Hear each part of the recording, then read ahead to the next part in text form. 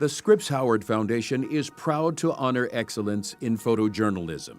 The winner, John Tlumacki, the Boston Globe. The deafening boom and shockwave hit John Tlumacki so hard it knocked him back. The 33-year veteran of the Boston Globe staff had been photographing Boston Marathon stragglers as they crossed the finish line on what had been an easy day. His camera was trained on a smiling runner holding the hands of two small children as they joyously stepped across the finish line. But now his attention shot down the street.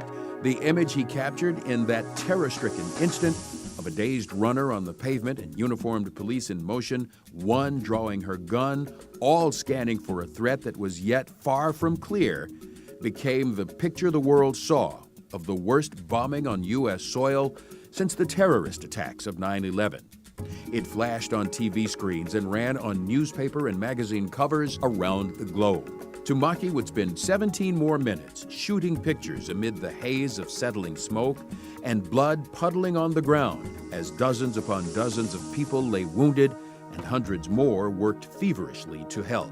He would later pay an emotional price for what he witnessed, but in the moment he thought only of a responsibility to record the suffering that had been visited upon an event meant to celebrate the best of the human spirit. His work is far more engaging and transporting and revealing, which is one of the things that photojournalism can do in a very special way. What took it to the next level was what he did after the big news event and what the photographer did going beyond and following the mother and daughter as they struggled to recover. And that made it a whole nother part of the story that we would have never seen otherwise. Scripps Howard Foundation trustee Charlie Barmendy presents the Scripps Howard Award for photojournalism and $10,000 to John Tlumacki of the Boston Globe. I'm so honored to be here. You know, it's difficult for me to accept this award without dedicating it to the victims and survivors of the Boston Marathon. I just think that I would like people to remember all those people who suffered, all the survivors who still have many operations to go through when they look at my photos. I want you to think of Martin Richard, who was 8 years old and died in the bombing, and Crystal Campbell, who died in front of me, and Lou Lindsay, a Boston University student, who also died. These pictures are difficult to look at, but I think they told the story of terrorism. They showed what terrorism did to these people, and especially to Celeste Corcoran, who I followed for a year, who lost both legs.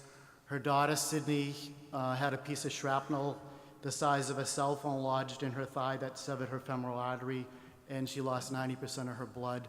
And if it wasn't for two amazing heroes of, Zach and Matt, who put tourniquets around her leg and saved her life. I mean, these are the real heroes of that day.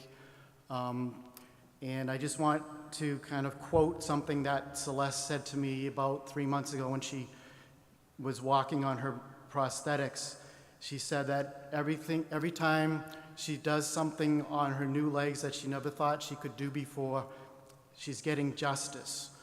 And this past marathon this year on April 21st, what Celeste did was she ran the last 100 yards of the Boston Marathon with her daughter Sydney and her Celeste's sister Carmen, and she trained for 5 months to be able to do that, and that was her way of getting justice.